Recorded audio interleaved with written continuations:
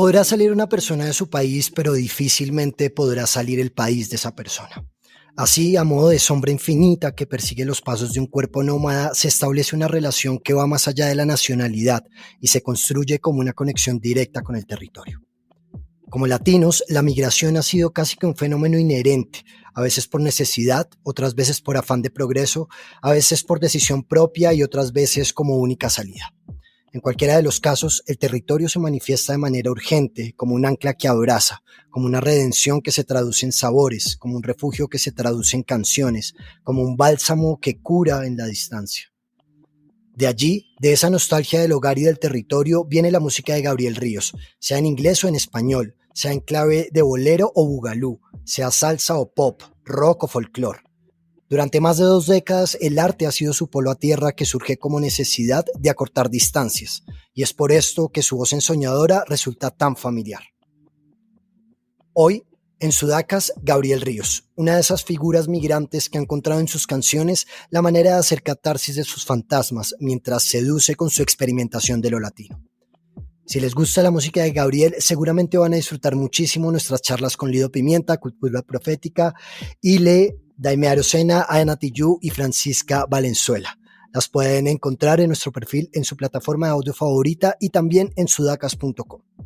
Mi nombre es Sebastián Narváez y con Gabriel Ríos les damos la bienvenida a un episodio más de Sudacas, un podcast sobre la vida y la música, con el apoyo de 070. Sucede que hay millones de latinoamericanos que se han despertado a ese hecho maravilloso de tener confianza en sí mismos. Sabemos cada vez mejor que somos latinoamericanos.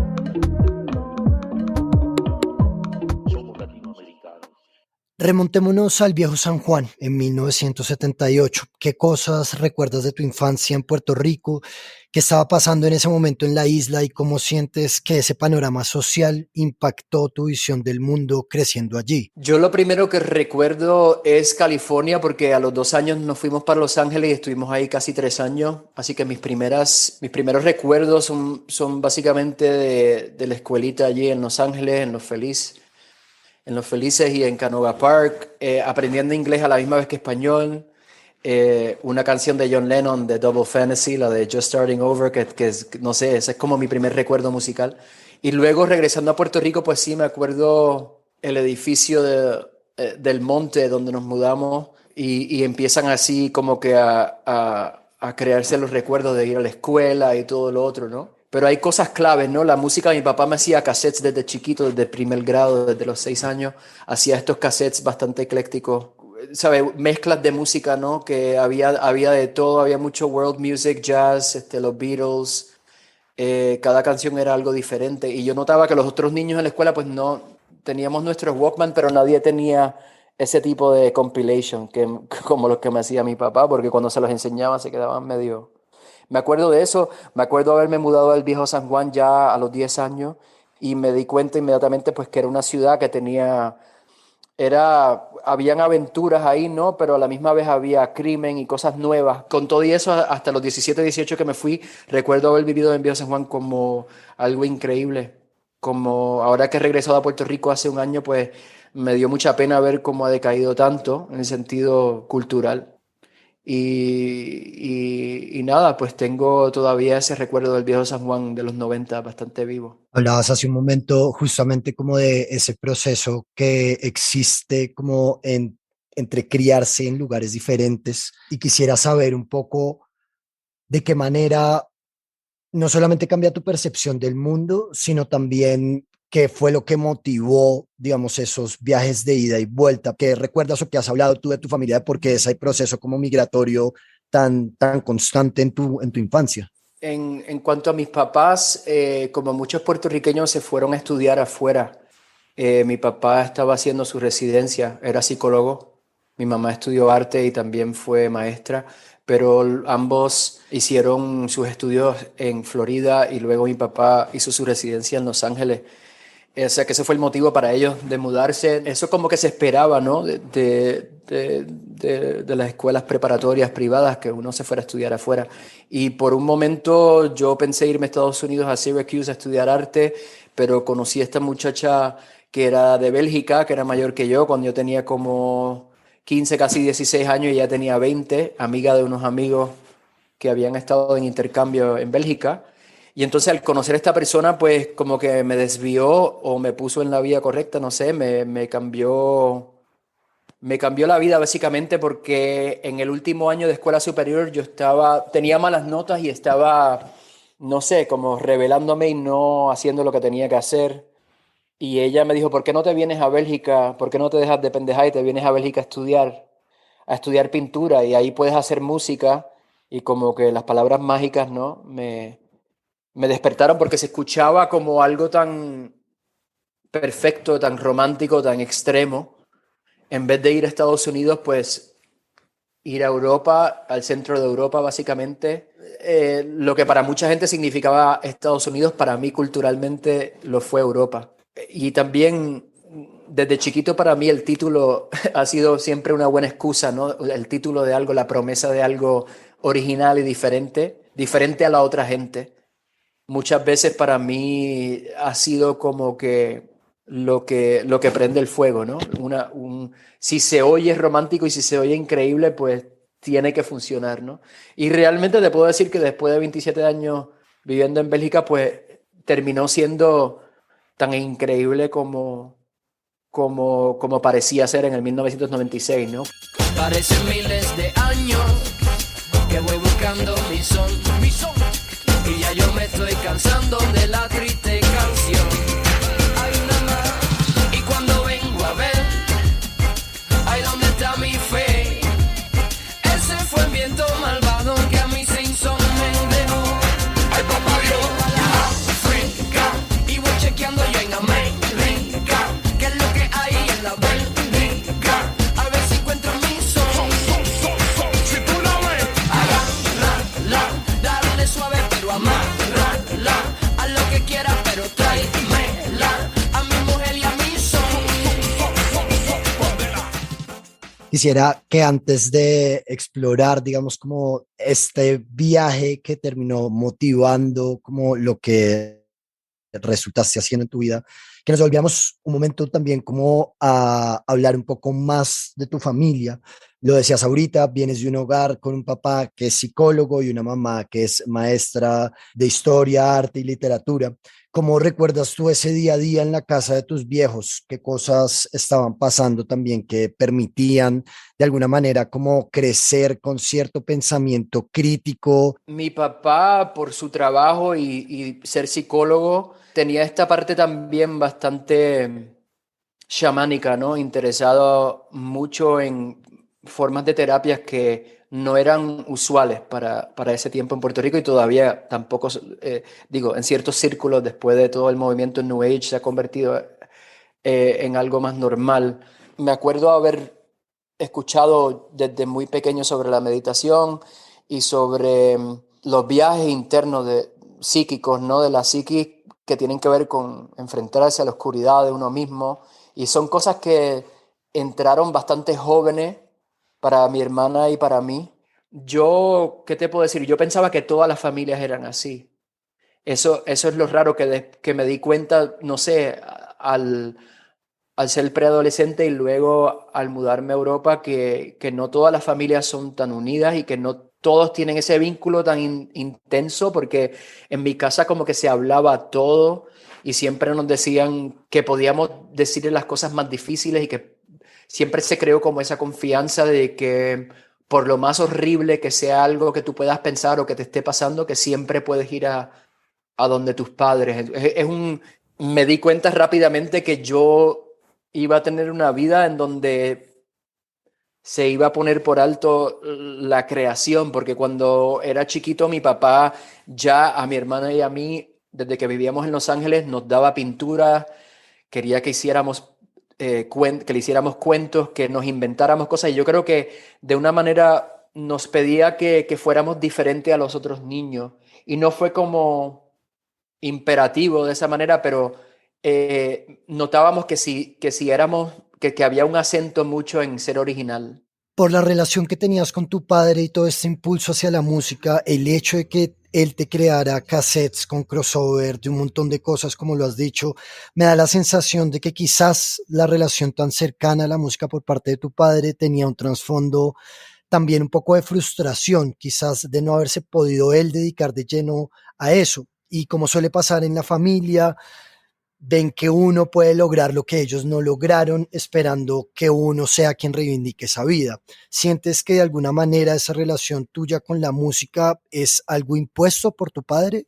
Pues mi papá, me imagino como era psicólogo y como estaba tan consciente de sus procesos, ¿no? Él sabía muy bien que yo estaba viviendo algo que él quería vivir, pero fue de una manera muy generosa y muy abierta, ¿sabes? Nunca sentí una presión, al contrario, me compró una guitarra y me puso en el coro porque yo quería aprender a tocar guitarra y era la forma más rápida, ¿no? De aprender guitarra, era con estos dibujitos para poner los dedos, ¿no? Me compró la guitarra y esa misma noche, cuando él llegó del trabajo, yo había estado todo el día tratando de escribir una canción para tenerla lista para cuando él regresara y como que lo traté de convencer de que había escrito una canción y me dijo, mira, no has escrito nada, o sea, vas a tener que trabajar duro para, o sea, no puedes como que, no estaba ni apretando los acordes, no, estaba solamente cuerdas abiertas, ¿no? Y para mí ya era más importante la idea de ser artista que realmente el trabajo y es algo que... Es algo que me tomó muchos años, ¿sabes? Darme cuenta que hay que trabajar tanto para llegar a sacarse algo de adentro, ¿no? Yo no escuché ni de mi papá ni de mi mamá ese miedo que tienen por uno de que económicamente no vas a poder... Y no es que nosotros éramos de clase media, no es que nosotros tuviéramos tanto... O sea, nosotros estábamos en la escuela privada porque mi mamá enseñaba en esa escuela, también para la universidad, pero realmente nunca nos hablaron de nada económico en el sentido de que qué piensas que vas a hacer con eso, cómo vas a hacer dinero. Esas presiones que he escuchado de otra gente nunca las escuchamos mi hermana y yo. Siempre confiaron ciegamente de que nosotros íbamos a hacer lo que teníamos que hacer y que, lo que nos apasionaba. Pero nada, yo siempre sentí que estaba viviendo ese sueño de mi papá y en términos a la música, a las letras, a esta inquietud de siempre estar cambiando de género, creando cosas nuevas y diferentes, a él le emocionaba eso mucho porque me acuerdo haberle visto la cara cuando le traía el disco nuevo, me pedía todas las letras, las quería leer, ¿sabes? Era una persona que me seguía con un afán como de niño, ¿no? Y fue algo muy bonito y muy increíble porque me imagino que se tiene que haber visto él no solamente en el sentido de que yo quería hacer eso, sino lo que sea genéticamente que me dio, ver cómo eso cobra una vida completamente diferente tiene que ser algo que causa una ilusión increíble. Yo no lo puedo comparar porque no tengo hijos, pero eso de ver que parte tuya, pues, no sé, se mete en el mundo y tiene aventuras y sufre y canta, pues tiene que ser una cosa increíble y como que se lo vi en la cara, tú sabes. Ahí está, ahora ves lo que nadie ve, oye lo que nadie oye, pero el fantasma eres tú, que papá tú llegaste tarde, y ahora lo ves tú por vez primera, hay que cantar, para que no se repita la pequeña, no te maté.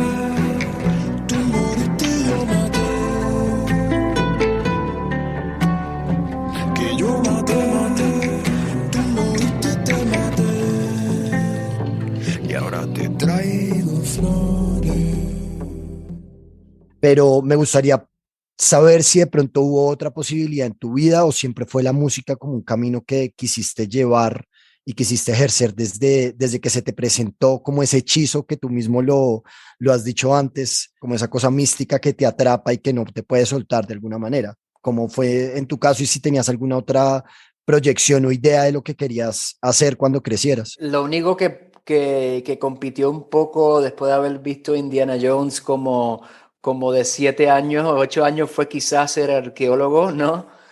Por un momento, ¿no? Porque me compraron un látigo y dije, esto es una manera de vivir interesante, ¿no?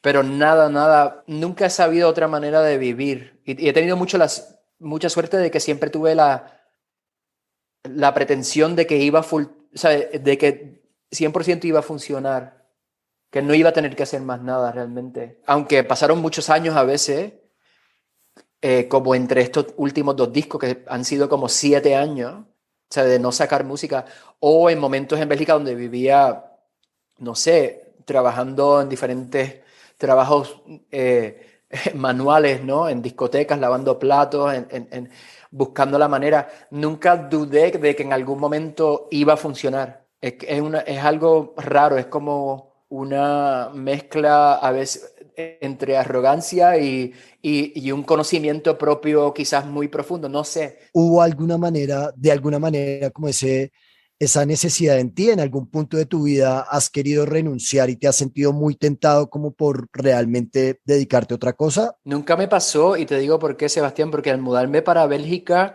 es como una burbuja realmente protectiva, porque yo viví en Nueva York por 3 años ya cuando tenía carrera en Bélgica y tenía la posibilidad de alquilar un apartamento, y cuando volví de Nueva York no tenía nada de dinero, había gastado todo y ni lo sabía, pero que para poder hacer esa movida, irme a Nueva York, ya había construido una carrera en Bélgica y tenía un público y tenía esa suerte. Pero el hecho de haberme criado como hombre en Bélgica de los 17 para adelante me dio algo que me salvó de eso que hablas, y es el sentido de que nunca tuve que competir en el mercado americano, o en Puerto Rico, en Estados Unidos, que es mucho más difícil y sí tienes que pensar a veces en, en cómo vas a pagar la renta o cómo vas a bregar. En Bélgica yo tuve la suerte de que con mi primer disco, en el 2004, inmediatamente funcionó y pude empezar a tocar festivales y en los teatros y hacer dinero,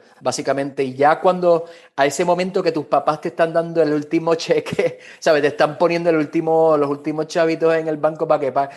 En ese momento entró esta carrera que funcionó irónicamente por hacer algo. La canción de ese primer disco que funcionó inmediatamente en la radio se llama Broad Daylight, y fue una canción con unos samples de Chica Plástica de Rubén Blades, pero una canción bastante rara porque realmente no tiene beats. Fue tan diferente y tan rara que eso terminó siendo una buena inversión sin nosotros saberlo, ¿no? Eso que te cuento de mi papá, de la cuestión de la excentricidad y de hacer algo diferente. O sea que tuve la suerte, y yo no sé si se puede hablar de suerte o el destino, porque con todo lo que se filtra a través de uno, pues termina siendo esta canción rara que funcionó súper bien. Y entonces, por eso te explico que nunca tuve esa presión, estuve en esa burbuja protectora de que me estaba fusionando lo que estaba haciendo. Era el único puertorriqueño en Bélgica haciendo música mezclada latina con, con la música electrónica y también el pop y todo mezclado. En ese tiempo, pues como que me llevé todo porque no había competencia. Si hubiera estado en Estados Unidos, me hubiera sido mucho más difícil. Back in the old days, tight like a fight, used to hang with the devil in the broad daylight. We had 'em rude, a walk on bound, till we had 'em roll, we're kind of falling out. Show me the low, you showed me the down, called it the happy low down. We used to rock some tunes with a guy named Lloyd. Lloyd still got them Polaroids.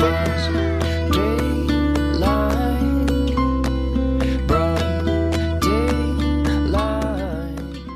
Hay algo de lo que no hemos hablado y creo que es como pertinente tocarlo ahorita, y es el tema de que sé que sufrías de pánico escénico y me causa mucha curiosidad haberte leído decir que tu cuerpo solo encontraba satisfacción en la fuerza de las canciones, pero no podías comunicar nada de eso al mismo tiempo. Entonces, ¿cómo lidiabas con esa sensación al final incompleta de no poder exteriorizar tu arte en ese momento de tu vida en el que tenías pánico escénico, y qué hiciste o qué cosas fueron sucediendo para que fueras de alguna manera superándolo, o no sé si todavía es algo que esté presente en tu vida? Ya no me pasa nunca y fue ¿sabes? Realmente yo ahora mirando para atrás lo entiendo un poquito mejor, ¿sabes?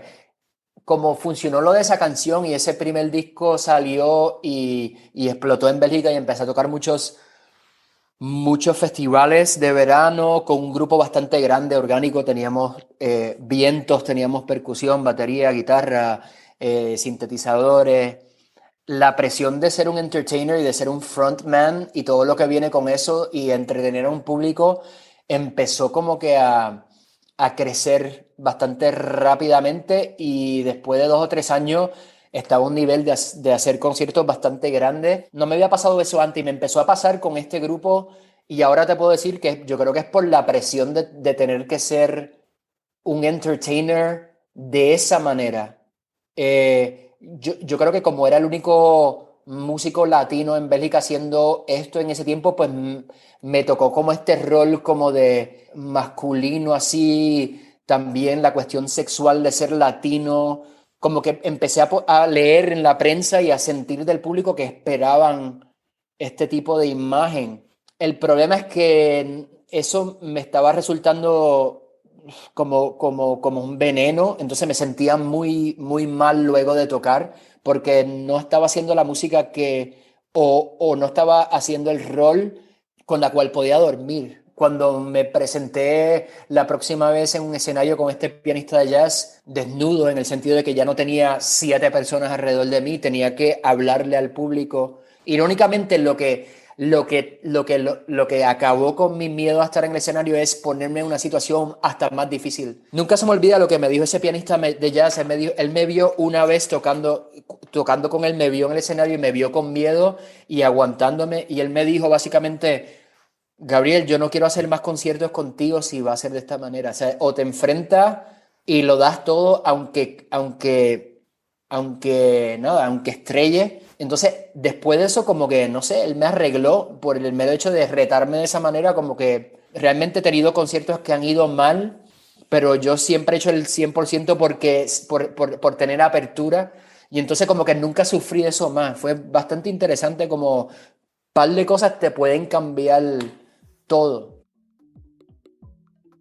Antes de seguir con el episodio, queremos contarles que Sudacas es un proyecto independiente y por lo mismo estamos en constante búsqueda de hacerlo sostenible.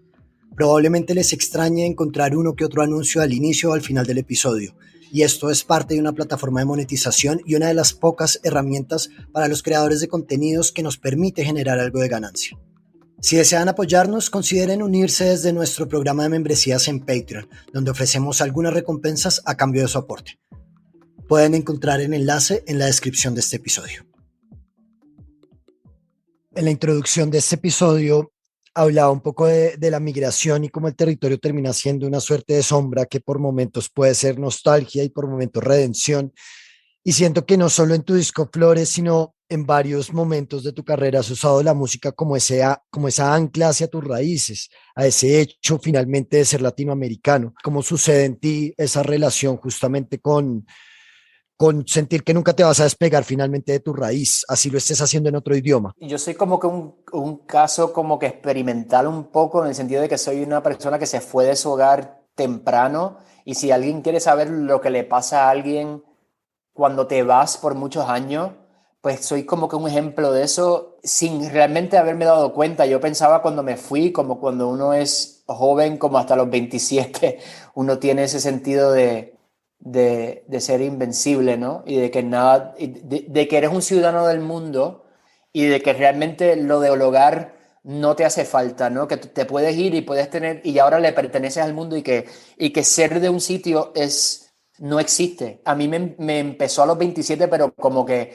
lo sentí bastante fuerte a los 40, 41 recientemente, porque mi papá se enfermó de Alzheimer's y regresé a Puerto Rico esta vez por más de un mes. Estuve ahí 4 meses con él y con mi mamá. Y entonces yo no había estado en Puerto Rico tanto tiempo desde que me fui, ¿no?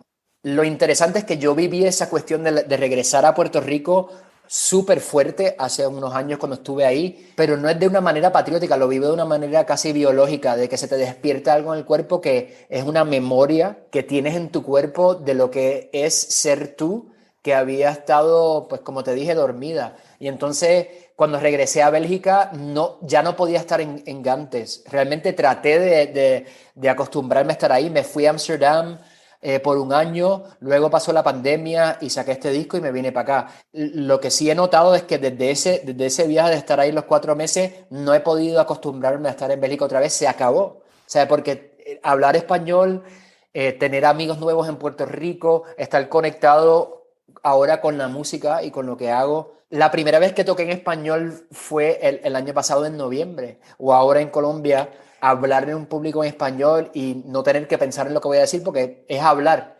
Es una diferencia súper grande y yo no lo sabía hasta ahora, ¿no? Lo que te quiero decir es que solo me interesa mucho más tarde en mi vida porque me encuentro en un sitio donde estás aislado, no tienes familia y entonces al no tener mi propia familia, pues la cuestión de la muerte de mi papá me llama para atrás y después nos azota la pandemia y me di cuenta que tenía que hacer algo, ¿no? Musicalmente, y no te voy a mentir y decirte que hacer un disco en español de las canciones favoritas de mi papá fue buena terapia, porque no funciona al final. Lo que sí es que tienes que hacer algo y es obvio que tienes que ir a lo que recuerdas o a lo que te queda.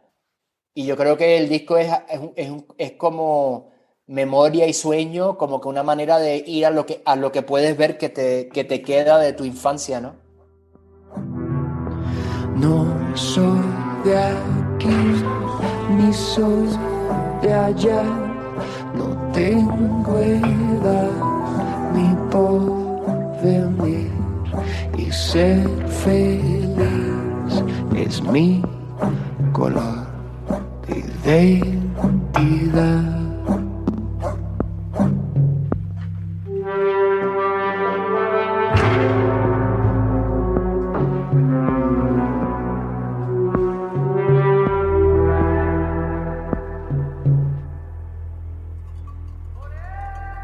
Me gusta estar tirado siempre en la arena, en bicicleta perseguí a Mariela todo este tiempo para ver las estrellas y a María nunca olvidar. Antes de entrar, digamos, como en detalle de Flore, yo quisiera que habláramos de alguna manera y hiciéramos este ejercicio retrospectivo, revisáramos qué estaba pasando en tu vida en los diferentes momentos que has condensado tus intereses creativos finalmente en canciones. Entonces quisiera que hiciéramos como esa revisión o esa retrospectiva de lo que ha sido tu carrera en términos de discos y qué estaba pasando contigo en esa época, cuáles eran las inquietudes creativas que tenías en esos momentos de tu vida. Entonces, si quieres, podemos arrancar justamente por Ghost Boy. Ok, pues Ghost Boy, yo llegué a conocer a Joe Bohart, que es el productor y la persona detrás de Technotronic, que mucha gente se puede acordar del éxito de Pump Up the Jam en el 1991, pero lo conocí porque me trajo a él alguien de una casa disquera que me había filmado y me trajeron a su casa y no sabía que era belga y tampoco sabía que vivía a 20 minutos de Gante, ¿no? En una mansión muy Harry Potter vivía este productor que básicamente se convirtió en un amigo muy cercano, que en el principio no quería trabajar conmigo, quizás porque me vio muy joven y dijo, voy a tener que bregar con este. Le traje unos demos, en ese tiempo una colección de canciones que había hecho en 4-track. Primero dijo que no, pero lo pude convencer y empezamos a trabajar en el primer disco Ghost Boy, que nos tomó 1 año y medio, casi 2 años terminar, porque básicamente fui yo yendo a su casa en su ático. Vi que él tenía los sampleadores, todos los keyboards originales, el Juno, el Prophet, ¿sabes? Tenía cosas. Yo nunca había trabajado con ese tipo de gear antes y él era una persona muy metida en el mundo tecnológico, obviamente, porque hacía música house y haber hecho Pump Up the Jam, pues lo pone en la historia de la música electrónica, ¿no? Cuando yo vi lo que se podían hacer con los ampliadores, pues boté todos mis demos y empecé otra vez y empezamos a crear el disco Ghost Boy from scratch. Salió, me fue muy bien. Como te dije, quizás porque era el único que estaba mezclando eso en Bélgica, ¿no? En ese tiempo y llamó mucho la atención y funcionó muy bien. A nivel europeo empezó a agrandarse y me fue muy bien por unos años. Entonces luego Angelhead, que es el segundo disco, también con Joe Bohart, pero mucho más problemático en el sentido de que, nada, como te había contado, me vi como cantante de pop, aunque era, tú sabes, música muchas veces excéntrica, pero me vi con ese rol de seguir con lo electrónico y seguir mezclando. Y para mí pues fue como que una catástrofe básicamente de algunos años, ¿no? En el términos de cobrar ese balance otra vez. Y ese disco, Angelhead, viene de eso, ¿no? Y se trata de eso básicamente. Y traté de, bueno, de documentar lo mejor que pude, a la misma vez que creaba esta carrera que todavía se basaba en ser frontman y en entertainer. Pero haber parado todo eso y haber parado esa carrera me lleva a esa carrera de entertainer, ¿no? Me lleva a haber conocido a este pianista de jazz y a hacer un disco que es como moviéndome en la dirección opuesta, ¿no? Que tiene que ver con moverme a la música acústica, moverme a todo lo que puede ser tocado con las manos, ¿no? Y con eso me mudé para Nueva York, después de haber grabado un disco con él que se llamaba The Dangerous Return, y ahí conocí a Rubén Samama, que ahora es muy amigo y que se ha convertido en el productor de mis últimos 2 discos. Él estaba casado con una muchacha en ese tiempo que se llamaba Amber Doctors Van Leeuwen, que tocaba el cello, y juntos creamos un trío y empezamos a tocar en este sitio que te conté en Nueva York, esta música que era completamente desnuda en el sentido de que era guitarra, cello y bajo, más nada. Tocamos ahí casi por 2 años y luego grabamos un disco que lo grabamos haciendo tomas en vivo en un estudio en Woodstock, en el norte de Nueva York, y fue como que hacer totalmente lo opuesto a como había empezado, ¿no? Y de acuerdo a ese disco, pues regresando a Bélgica sin dinero, porque saqué el primer sencillo que se llama Gold, como que reexplotó mi carrera en Bélgica porque pues, esa canción fue muy exitosa y luego le hicieron un remix un muchacho de Australia y eso explotó en Noruega y ese remix le fue muy bien y como que jaló ese disco, que es un disco bastante difícil, pero irónicamente me fue muy bien con ese disco porque por lo menos era una cosa y era como un género de cantautor que era muy reconocible, ¿no? Entonces tocamos mucho ese disco.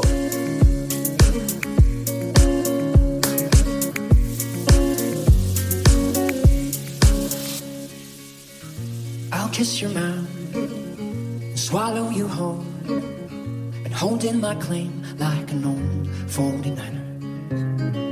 We were skinny, but just in the room, and that holy word coming down, you and me. So yes, I'm gonna.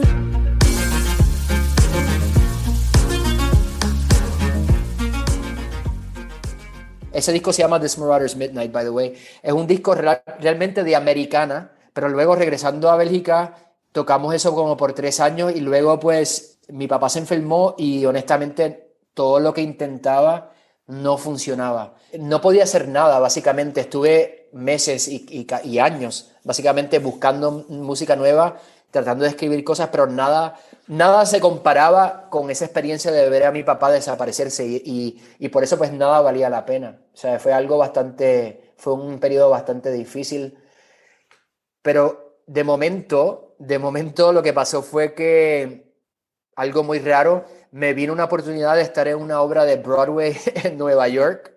O sea, algo que salió completamente out of nowhere, pero la pandemia tumbó eso completamente y me mudé para Bélgica otra vez, a Amberes, con mi pareja en ese momento y necesitaba un proyecto nuevo y por eso terminé haciendo la lista de canciones en español que se convertiría en Flores. Ya yo había querido hacer un disco en español hace mucho tiempo, pero siempre estaba confundido y como que no sabía cómo lo iba a hacer más tradicional, buscar unos músicos latinos, y entonces le hablé a Rubén Samama, que es mi amigo y productor, como te conté, del disco anterior, y decidimos hacerlo de una manera completamente diferente, que fue precisamente ser honestos con el sentido de que estábamos aislados culturalmente porque estábamos en Ámsterdam y también encima de eso por la pandemia, porque básicamente estábamos los dos metidos en estudio como si fuera el de Camerón, ahí escondiéndonos del mundo, tratando de hacer una música que es música de comunidad. Entonces algo súper irónico porque es como hacer un disco de lo que te acuerdas de lo que es la música de tu niñez, de la música de tus papás, pero recordada a través de tu niñez, algo así.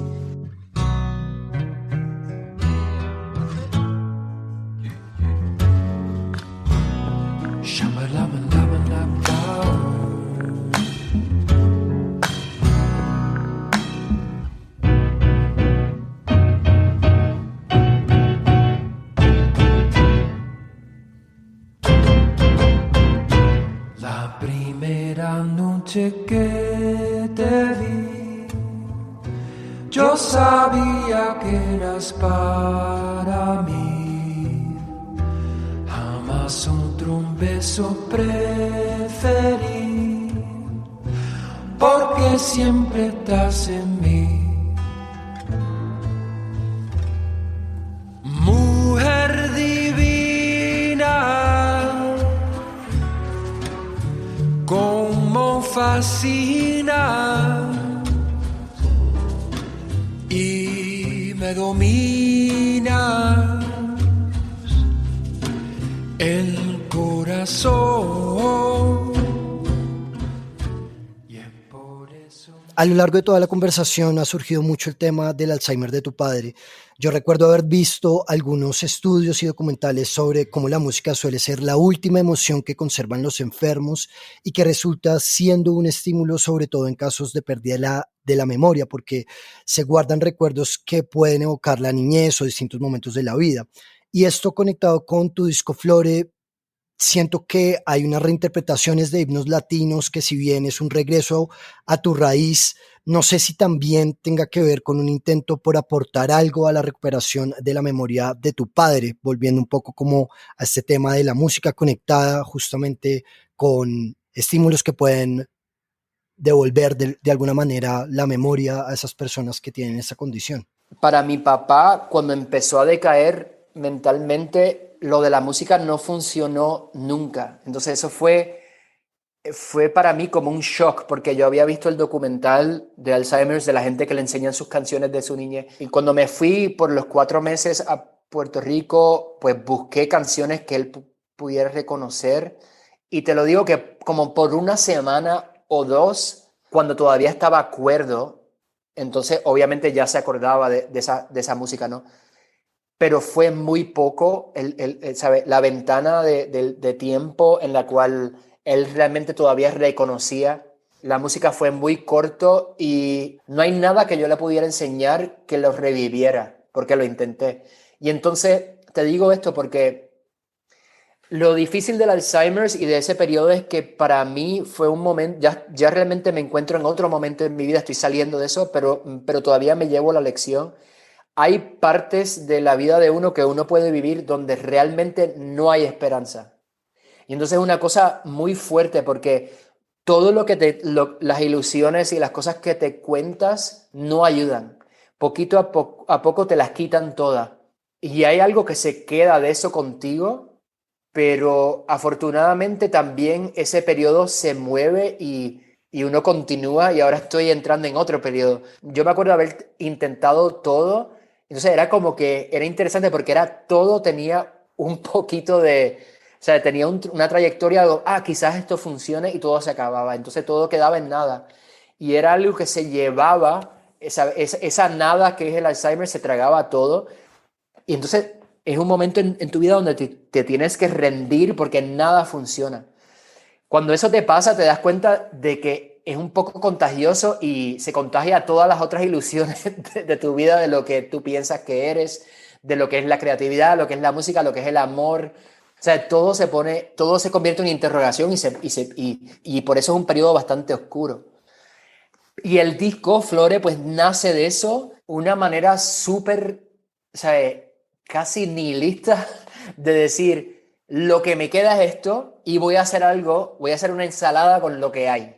Tocando en Madrid el año pasado, en noviembre, por la primera vez estas canciones, pues sentí que mi papá estaba presente por el mero hecho de que le hubiera fucking encantado verme hacer eso, ¿no?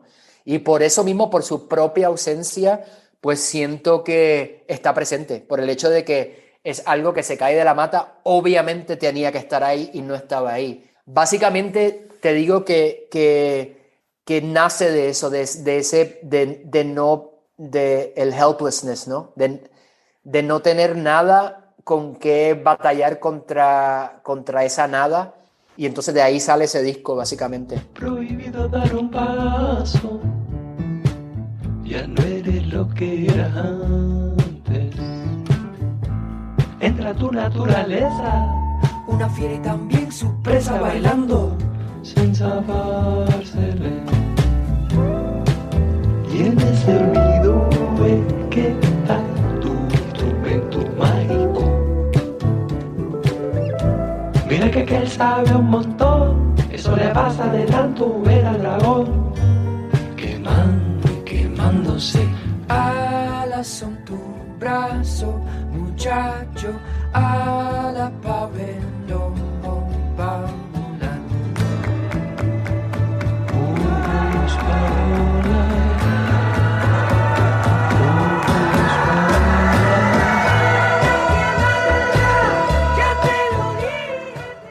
Como finalmente hoy en día ves ese proceso creativo motivado, ¿por qué? ¿Por la desesperanza, otra vez por la tendencia al caos, otra vez por la incertidumbre? ¿O cómo estás actualmente como proponiéndote en tu manera de crear? Pues, wow, súper buena pregunta porque básicamente me doy cuenta de, para mí, como lo estoy viviendo ahora, yo creo que uno, mientras más vives, más tienes la oportunidad de ver este proceso creativo como si fuera una isla, le estás dando la vuelta y viendo diferentes aspectos, ¿no? De donde estoy parado yo, después de haber salido de la cuestión difícil de los últimos años, lo veo de una manera súper, casi pragmática, en el sentido de que me siento como parte del universo, parte de la raza humana, básicamente, donde el empujón de estar vivo y las fuerzas que te empujan te hacen empujar para adelante de una manera que puede ser negativa, pero si lo haces a través de la música y la creatividad, lo transmuta. ¿Entiendes lo que te digo? O sea, que la creatividad se convierte más en una necesidad, casi como comer y dormir, de ser el filtro de las fuerzas internas y externas que hay en el mundo. No puedes escoger, pero lo que te quiero decir es que yo veo la creatividad hoy en día más que nunca como una necesidad básica y no como cuando era niño, que lo que me llevó a este punto fue pues esa atracción a este destino, ¿no? De este destino mágico. Eso es como la carta del tarot del The Fool, ¿no? Hay algo que te promete aventuras increíbles, ¿no? Y uno sale con esa idea y es muy importante tener eso porque si no, no saldría. Pero estando donde estoy yo ahora, en el medio de mi vida, reconozco que eso es verdad y sigue siendo verdad porque todavía tengo eso en mí, ¿sabes? Esa parte romántica full, ¿no? El que está comprometido con lo que es la ilusión, ¿sabes? En términos del amor, de lo que es el ser humano en el mundo, todavía mis ideas son increíblemente románticas, pero lo que hay paralelo a eso es lo que te acabo de decir de haber vivido el hecho de que hay momentos en esta vida donde la música no funciona, donde no hay música, donde no hay esperanza. Es como que tienes que ver ese cuarto también, tienes que pasar por ahí, pero tienes que acordarte de regresar al pasillo y seguir caminando. Yo no tengo otra relación con escribir canciones que no vengan de esa necesidad de coger esta energía que está dentro de mi cuerpo y sacarla. La cuestión caótica todavía me sirve muy bien. Aunque llegues a la cima de tu vida creativa o de artista o de la fama o lo que sea en el mundo externo, lo que me doy cuenta y lo que he sabido siempre y lo sabe todo el mundo, pero lo que te das cuenta que no te puedes escapar es que realmente yo creo que es en las relaciones humanas en donde uno realmente, yo creo que es realmente el único sitio donde realmente puedes crecer. Y entonces eso lo hace muy difícil porque las relaciones humanas son muy difíciles, pero que queda todavía ese campo, gracias a los dioses queda ese campo por explorar siempre, porque uno siempre puede ser mejor en términos a cómo uno es con la otra gente, ¿no? Y también en términos de darte cuenta de la suerte que tienes tener gente con quien puedes conectar y que quieres y que te quieren, porque hay gente aparentemente que no las tienen. O sea, es una cosa muy real. Y entonces pues me doy cuenta que tengo que tener mi necesidad creativa y tratarla bien en el sentido de porque es una necesidad básica, pero que ya no es la cima de mi experiencia como humano porque no es suficiente. Hay otras fuerzas que te piden más, ¿no? Gabriel, gracias. De nada. Gracias a ti. Me encantó hablar contigo. Gracias, Sebastián. Sudacas es posible gracias al apoyo de 070, a Goldie Levy en la dirección y postproducción, a Eduardo Santos en redes sociales y a Simona Delgado en el diseño de las portadas. También es posible gracias a Nidia Herrera, Nicolás Medina, Liliana Maya, Patricia Galindo, Germán Beltrán, Ricardo González, Carolina Navarrete, Felipe Narváez y Mariana Santos, nuestros mecenas en Patreon, que con sus aportes ayudan a que este podcast sea posible. Consideren unirse a la red de Sudacas en Patreon, el link está en la descripción de este episodio.